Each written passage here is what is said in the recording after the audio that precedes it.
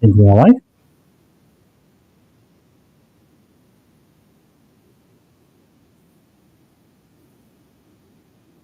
Hello, welcome.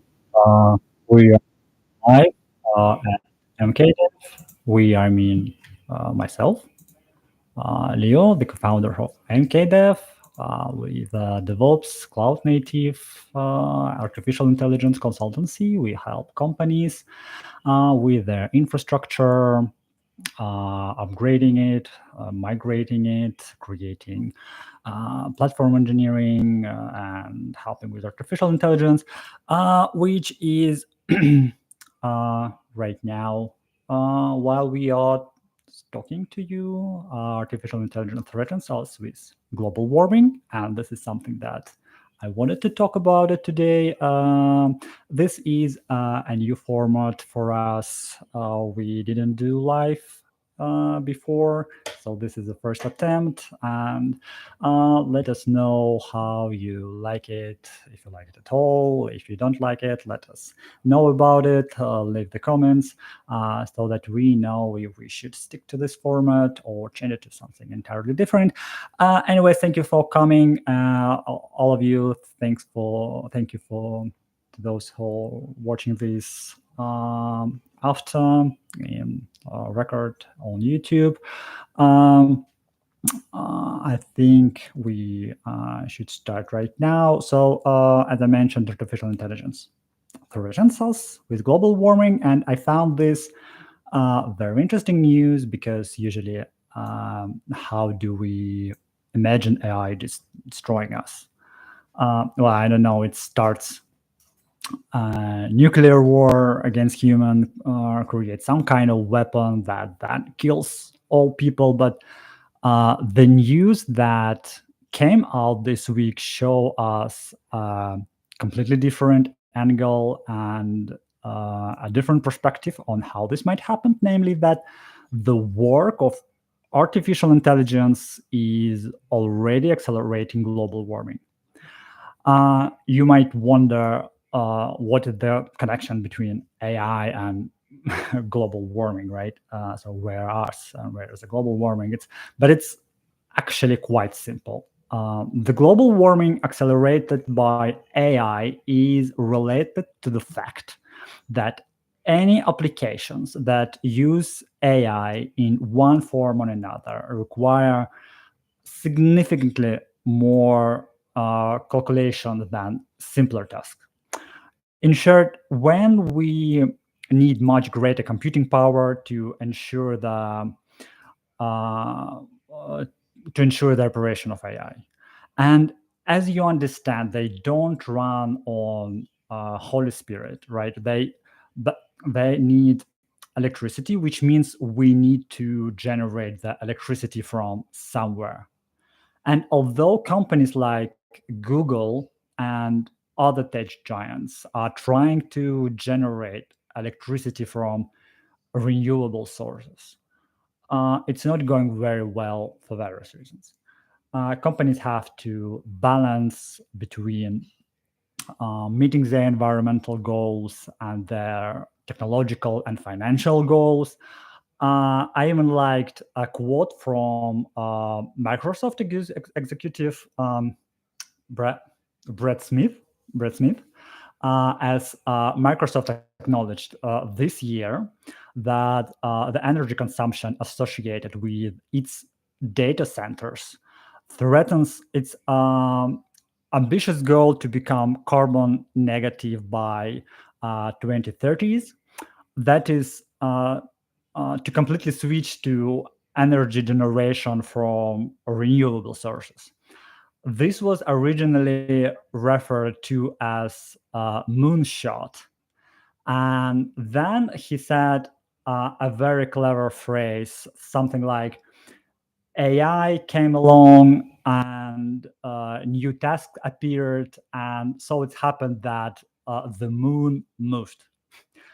It's a wordplay, meaning they aimed for the moon with their goal to become carbon negative by 2030s, 2030s. But oops, the moon shifted a bit unexpectedly, so it won't happen. In fact, it is an acknowledgement that they won't be able to become carbon negative by 2030s because tasks requiring AI demand much more electricity than simpler algorithmic tasks. One study shows, I have it here somewhere. Let me check. One study shows that the neural networks like ChatGPT use 33 times more energy than more primitive systems. It's one thing to search on Google without AI, like how to set up Argo CD, for example, right? And quite another when you ask ChatGPT to write code to set up Argo CD, right? It's seemingly similar but completely different tasks for how much power the output consumes. But if we look at an actual numbers, we can like take a closer look at the numbers. So what are the real volumes compared to total emission? Emission of carbon dioxide and other gases. So the real volumes compared to total emissions and how much it has grown over 5 years. Google's greenhouse gas emissions increased by 48% compared to 2019, with most of these differences due to the massive implementation of neural networks and other AI. But how much this in absolute numbers? 48% sounds massive, but in absolute numbers, it's 14.3 million metric tons. But in total, 37.5 billion metric tons of greenhouse gases were emitted worldwide in 2023. So we see a 3-order magnitude difference. But despite AI being very demanding on electricity, it still makes up a teeny fraction of all greenhouse emission we have. However, it shouldn't be dismissed because there are some estimates showing that AI has emerged. Nobody knew it would appear. Well, everyone assumed in some form, like robots, I don't know, like Skynets, whatever. But now it is really here, and everyone started using it. I don't know. It seems to me there are no people who, in one way or another, don't work on computers and don't use neural network or other AI in some way. I think like even when you turn on your computer, we already started using artificial intelligence because they are now implemented into operational system. So it's you start using artificial intelligence right away, and accordingly, it is predicted. Predicted is very important that this technology will develop more and more. Obviously, like we see ChatGPT being updated constantly, and other companies trying to catch up. And according to International Energy Agency, the total energy consumption of data centers may double from 2022 levels by 2026.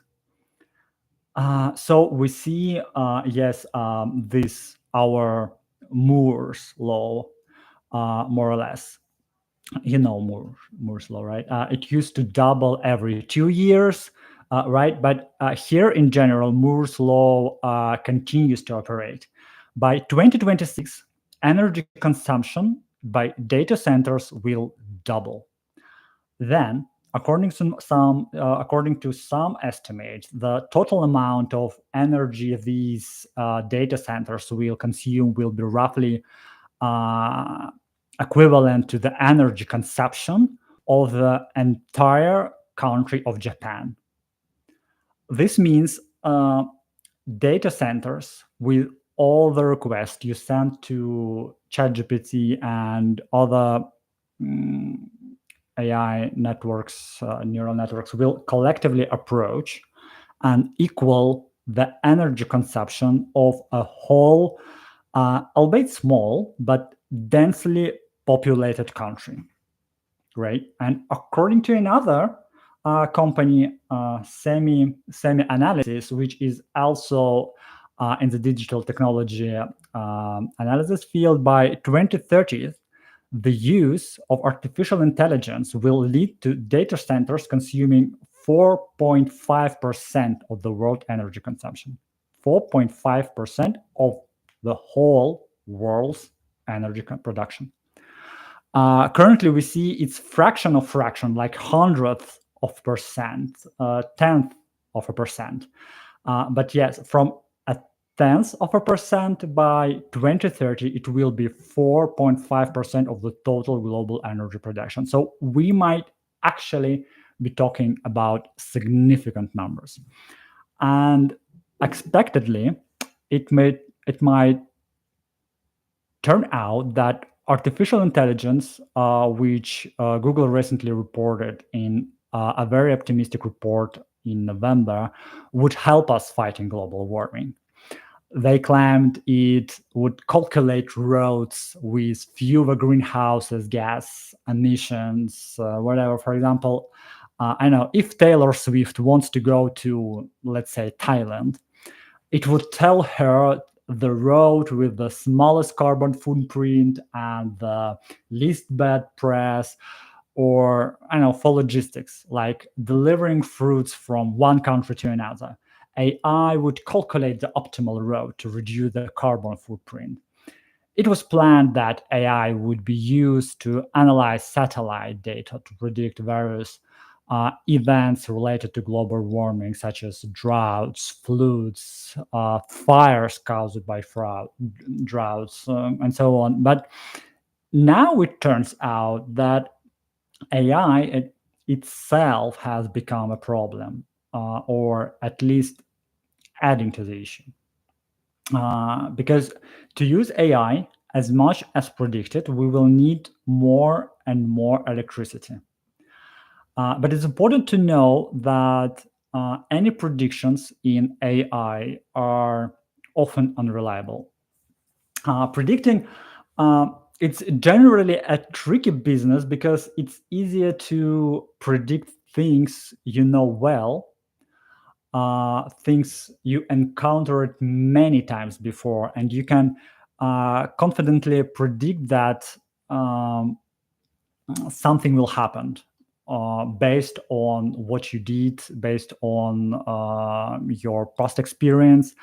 But for things that are unknown, or even, for example, like, I don't know, some football team, we have a championship going on, right? So some football team plays catastrophically badly. And you can always predict, based on how they played in the past, you can predict how they will play against someone because they will lose. And even then, sometimes unexpected things happen and the team wins. So it's not always reliable, even if you operate with known data. But when it comes to predicting things we have no idea about, like artificial intelligence, a few years ago, everyone said, yes, there will be artificial intelligence, but there was no understanding. The neural networks with this method of training, I mean, the current method of training on large data sets would be the most promising. That clarity wasn't there. There were several key events in AI development that determined this direction. For example, NVIDIA helped with graphical processors. Convolutional models were invented. It's how artificial intelligence learned to see. Computing power advanced.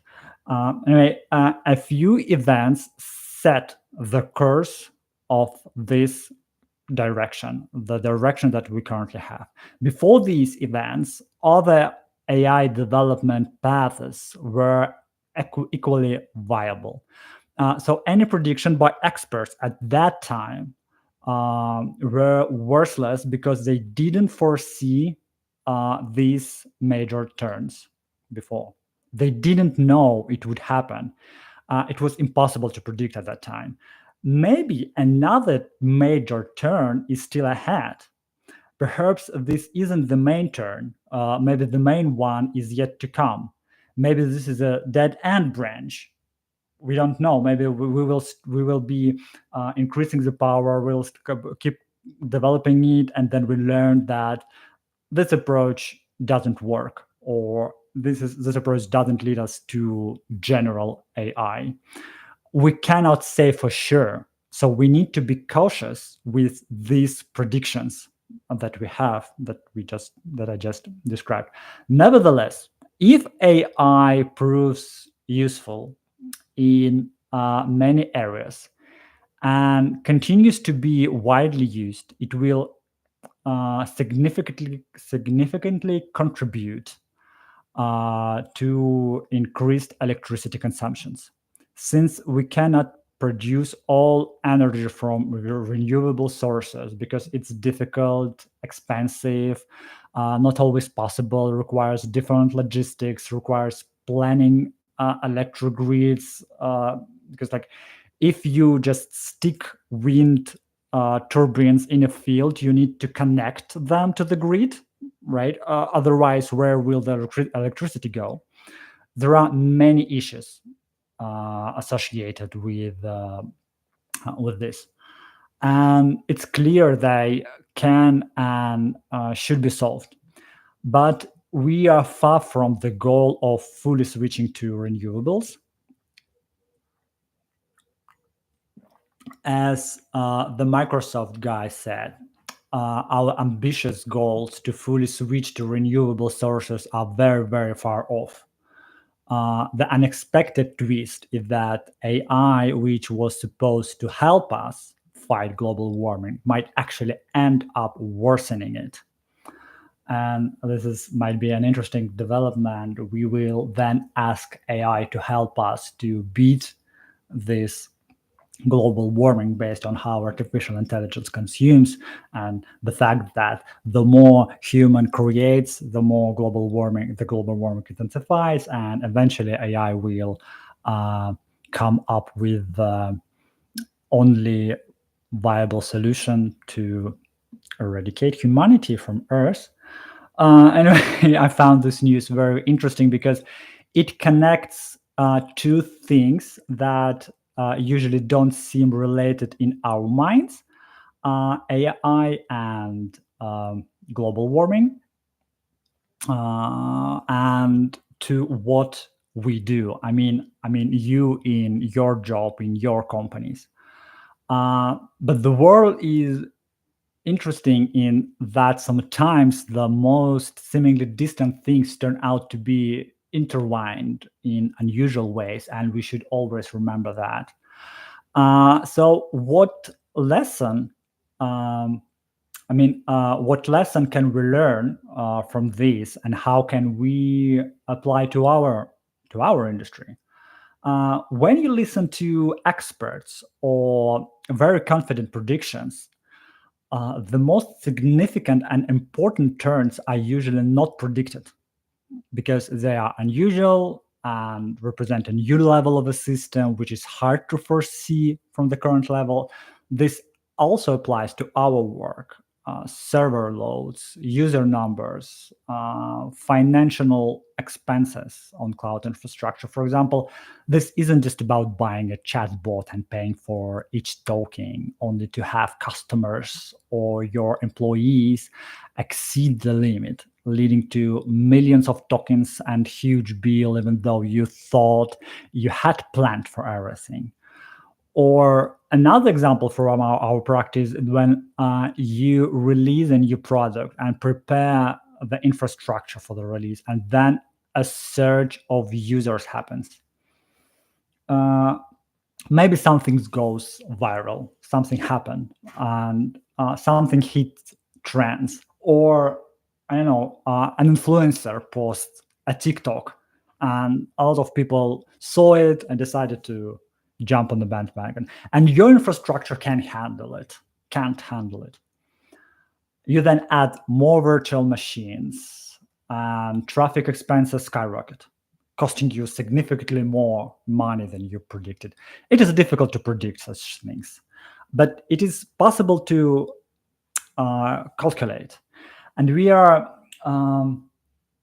why are we so bad at predicting the future? Why don't predictions come true, like flying cars, right? Remember that flying cars are a staple of any sci-fi, yet they still haven't happened. We are trying. We are trying to create them. We are dealing with artificial intelligence right now, but cars still don't fly. This is because the most important turns are ones that today's expert cannot predict. They can predict the path of development, but if something goes slightly off course, predicting it becomes very hard. Same as for your company, for your product.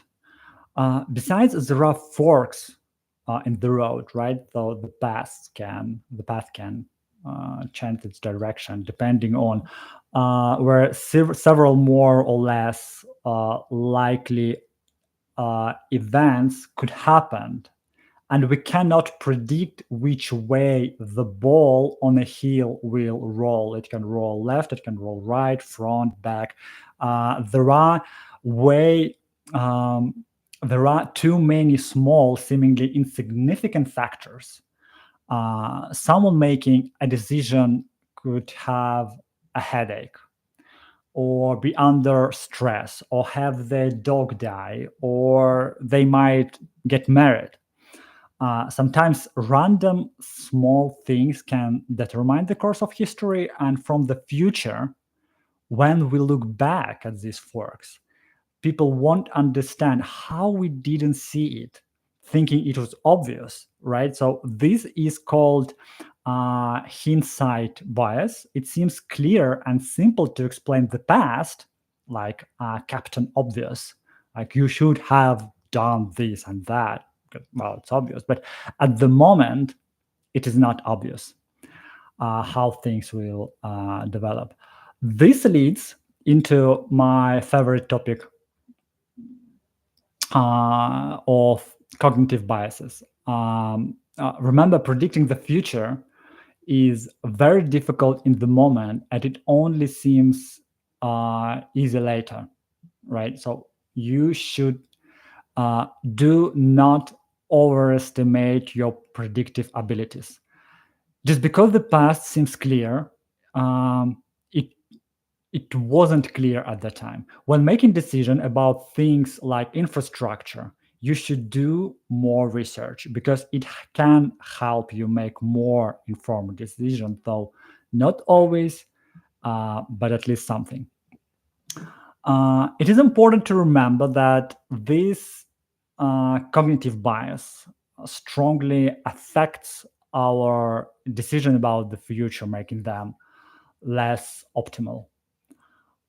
Therefore, you need to go, you need to do calculations. Because if you understand how you pay for each bit of transmitted information and how it impacts your infrastructure, you can at least be prepared. If something unexpected happens, you still have the data. You still have your calculation, because it's important to understand what your infrastructure is capable of and how it will behave in simulated situations. or at least how to avoid big expenses in unforeseen situations. For example, you might not expect a surge of visitors, but a bug in the code could create a loop costing you half a cent for each cycle that you pay to Amazon or Google. This could be avoided, for example, with properly set saving plans. And we have a video on our channel about how to set up them. So you need to do these things, or will turn out like with Google. We'll look at it now and think, yes, you could have calculated the carbon footprint of using AI. Why didn't you?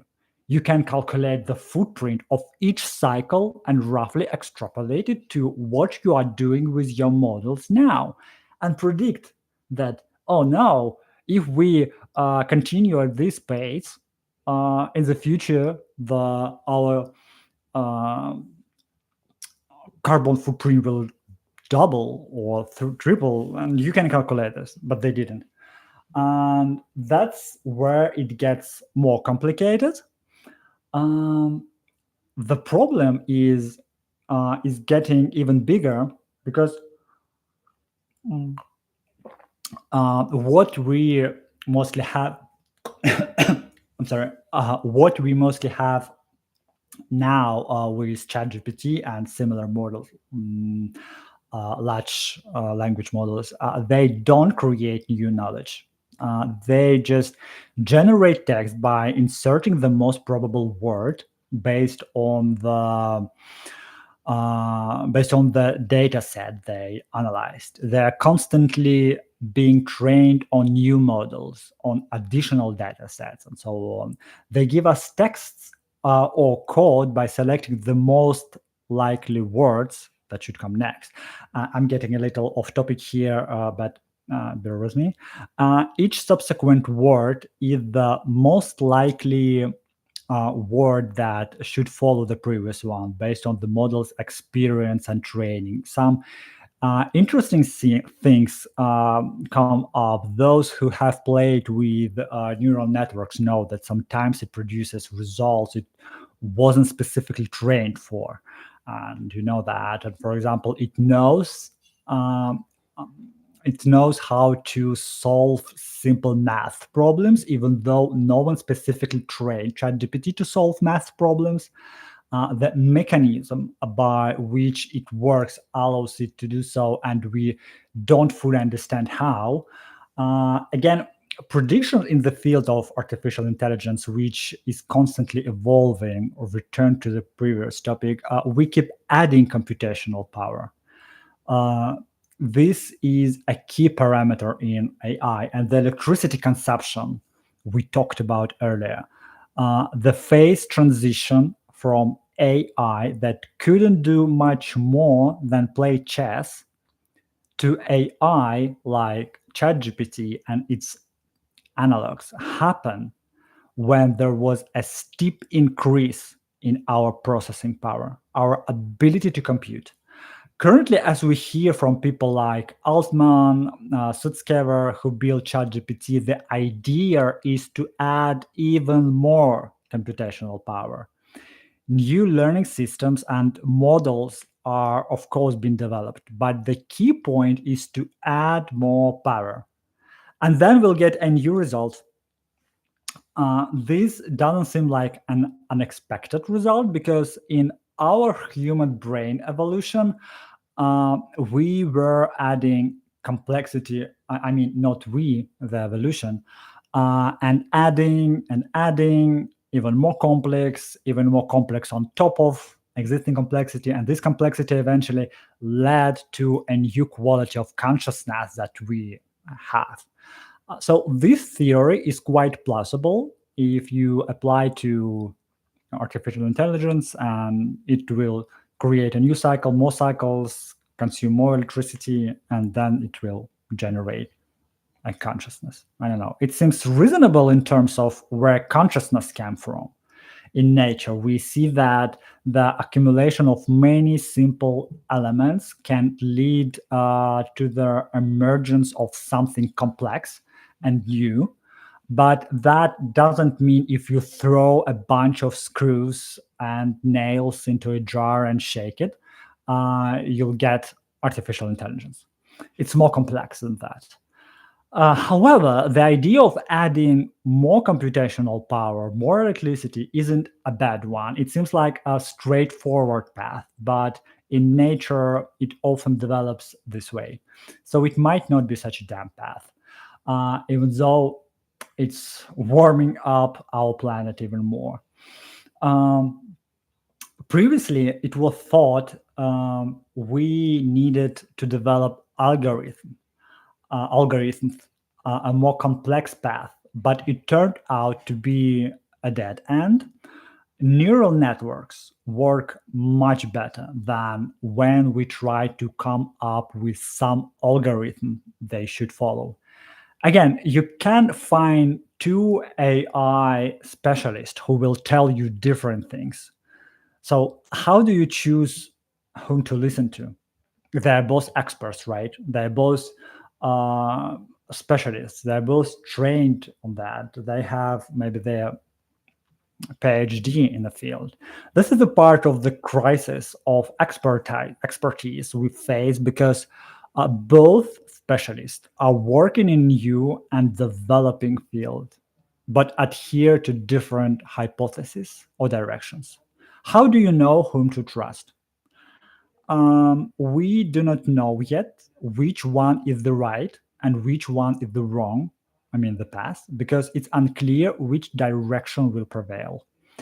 This happened in humanity history before, when something was actively developing, and for a long time, at least, uh, sometimes scientists working on what later turned out to be a dead end direction coexisted with those who found the right path.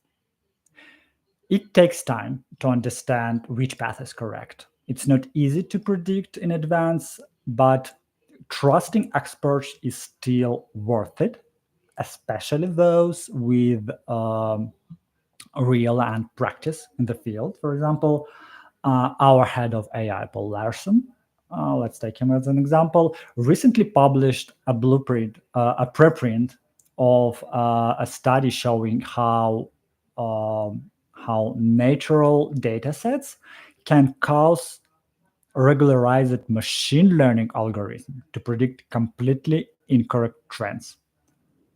We'll write more about this and probably discuss it with Paul in our podcast. And so this is a good moment to remind you to subscribe, to not miss it, give us likes, give us comments, and don't miss this podcast with Paul because it will be promised to be interesting.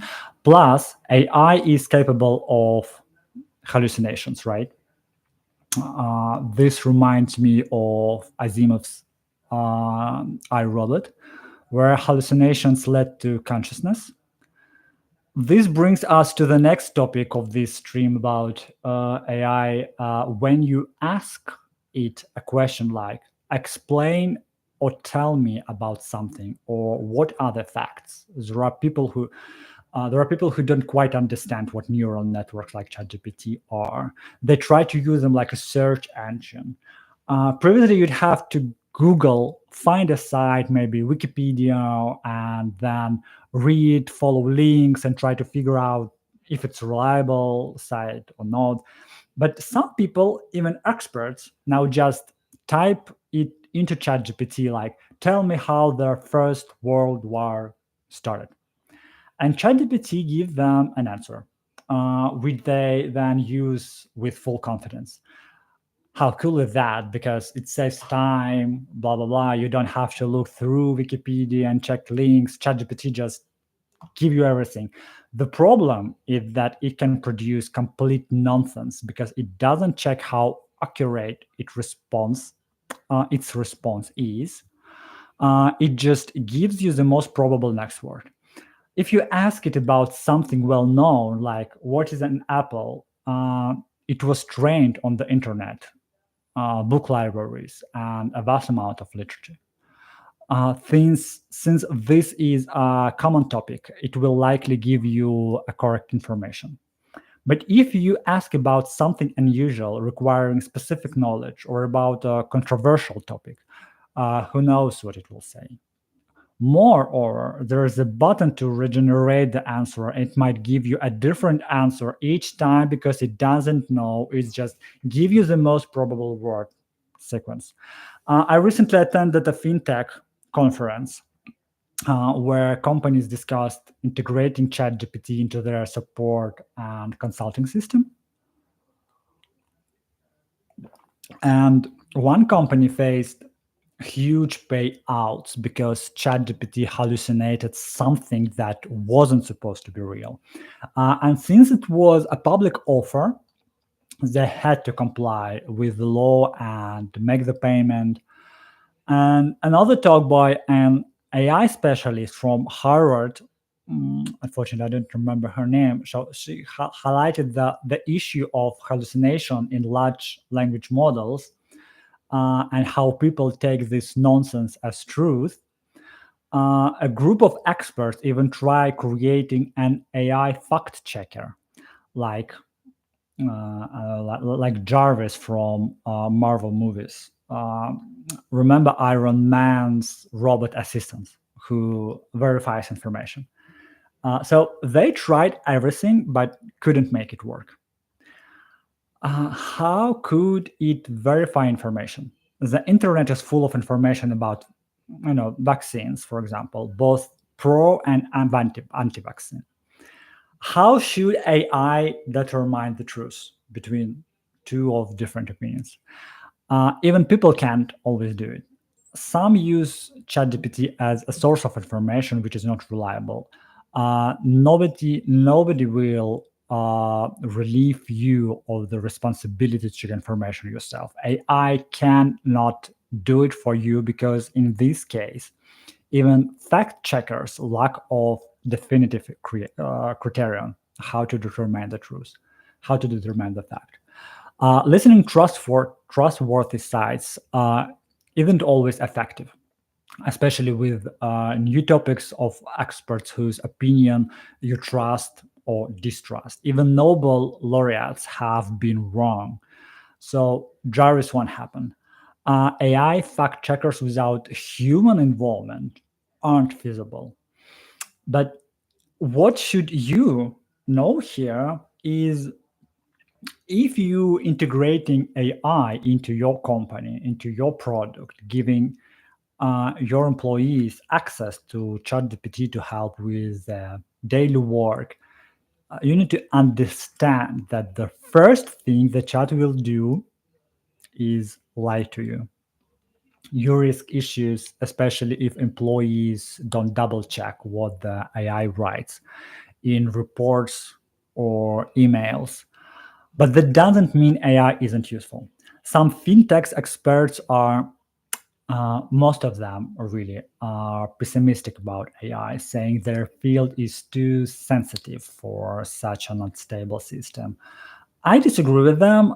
This needs to be discussed separately, but for now, know that you must work on creating an additional layer, developing your own software or another AI layer to fact check based on your internal data.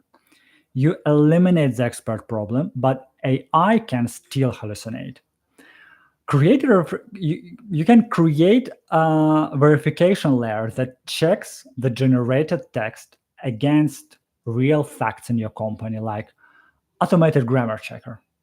This might require probably a colossal catalog of structured data, so the fact-checking program can reference anchors or tags, compare documents, clauses, dates, calendars, meetings, notes, emails, and then considering access levels. Like, for example,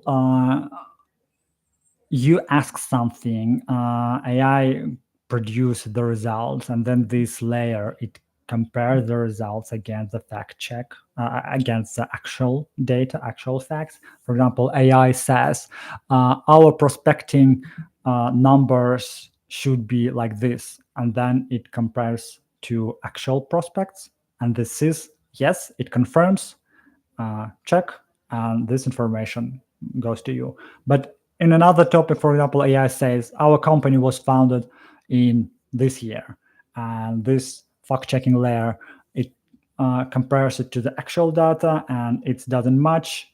No, you're bullshitting. And then it says, do not display this output as the result to your customer or to your employee. It is challenging, but not much harder than existing business intelligence or data analysis systems. So it is feasible, especially if it is vital for you to get relevant outputs from the AI. Maybe in a few more years, with more energy and another layer, AI can avoid hallucinations. Like if we throw more electricity, more power, more global warming into AI, it will stop hallucinating. It will produce more accurate data responses. But for now, this is what you need to remember. And this is something that we at MKDev can help you with, creating such systems or even chatting about it. And this is something that I wanted to talk about it today based on this information. And I think that I hope that this give you the more ideas on how to proceed next, because like this news about Google miscalculated on their carbon footprint, carbon gases emissions, might give you the ideas on how you should approach your software, your product, especially if you incorporate artificial intelligence, because who knows what will follow after that, how they start regulating it. And you should always expect that the consumption will be increasing, will increase. And if you implement this today into your product, you should expect about next, you should be warned about next steps that might follow. And anyway, I think this is a good point to wrap up the stream for today. If you feel like you want to learn more, feel free to leave a comment in the comment section. Give me likes if you like to learn, if you like to keep this format, and make yourself subscribed to our YouTube channel, to our dispatch newsletter. Links are in the description below. Thanks you for those who came. Thank you for those who listens, and for those who watched this in the recording. See you next time. Bye bye.